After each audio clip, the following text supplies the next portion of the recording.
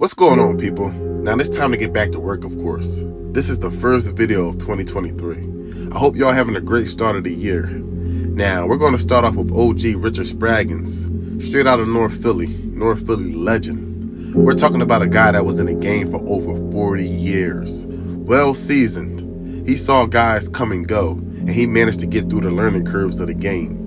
Now, Philly, stand up. Now, this is an exclusive piece on Richard Spraggins. In the early 1920s, numbers gambling quickly became popular in the urban black culture scene.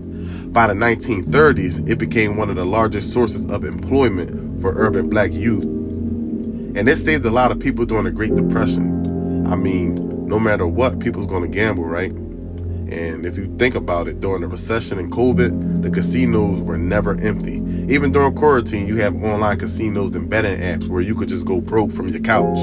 But anyway, back then, you were either betting or a writer, or both. Like many number bankers, Richard Spraggins started off as a bettor. Eventually, he became good with numbers. Now, the numbers game could either make you or break you. Back in the day, men would blow up overnight and go from poverty to rich. Everyone usually start off watching others do it. Then it goes from giving someone else your money to bet to see what they can do with it, to becoming a degenerate yourself. Now, back in the glory days, which some would call it, guys would get together, smoke, have a drink, and eventually the dice would come out. They would take the dice games outside and he would get to know new faces. Eventually, they would meet up for dice games. Now, in the neighborhood, Spraggins would clean up dice games super fast. It got to a point guys were scared to allow him to shoot dice because he was just that good. He would visit his cousins and friends from, different neighborhoods and meet new guys from all over to play with. Everything started off okay for the most part, but the issue started when guys would ass bet, fights would happen, police would harass and take their money. There was a big problem with games being rigged, so he and a couple of friends would host their own games. Now, with the winnings, he and a couple of friends would, get into the illegal lottery and would make a killing.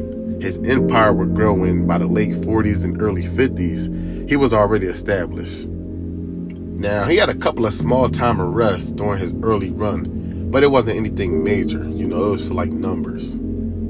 During those times, you had the number runners, and then you had the number bankers, which are the bosses that financed the illegal lotteries. Now, Spraggins had a numbers racket that included numbers, poker, and dice games all over North Philly, shortly after hosting dice games early on, which he provided a safe environment. So gambling with him, you didn't have to worry about robberies or getting shot during the games, not being paid, or the games being rigged. He would go on to host high-end poker games that included high rollers from all over the tri-state. He will often rent upscale hotels when hosting poker games with cigars, food, and drinks served to the players. He had games that would go on for days, and these weren't the type of games anyone could walk in on. Guys would have to buy in, with the minimum being between $3 to $5 grand. But first, you would have to get an invite to a private location.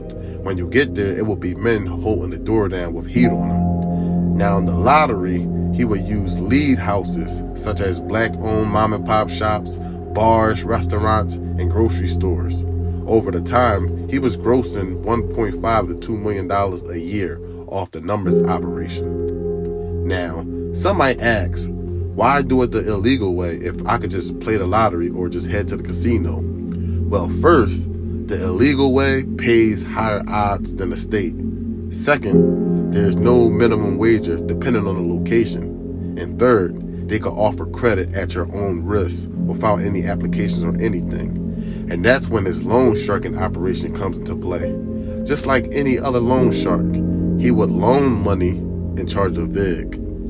If you're late, points get taxed on to the principal. And of course, he didn't play about his money.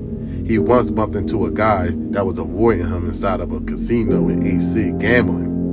They followed him to his hotel and delivered a beating to him and a female he was with. And if you think that's insane, there's a story about him making a guy hand over his car keys until the guy was all caught up with the payment. So that just tells you right there that he's nothing to play with. Now, he used his money from the numbers operation to get into the drug trade, with the numbers game profits declining during the 80s. So you know times were changing, and if you want to stay relevant in the game, you have to evolve with the times. At that point, he shifted most of his attention to his loan sharking and narcotic business. He did business with some of the major key traffickers out of Philly, one of them being Leroy Skip Jackson. And yes, Spraggins had black mafia ties. He was considered a respectable old-timer to the younger players in the game. He was well seasoned. He knew the ropes, the ins, the outs. Giving the younger fellas game, he knew the best lawyers. He knew where to get the best guns, the best ways to clean money, how to run an illegal business with structure. He covered Aaron Jones, the street boss of JBM, bail with a certified check for $50,000. Now, that was the only link the FBI had between those two. I mean, I'm sure that's what they wanted, but I'm pretty sure they've done business together. Spraggins was just too under the radar, if that makes sense. And that's how he managed to stay in the game for decades. Now, Spraggins will become a frequent gambler in Atlantic City casinos. He was a smart man, so hearing that just has money laundering all over it. Some guys will purchase a cash-only business like strip clubs or laundromats. But to avoid all the headaches, guys will clean money through casinos.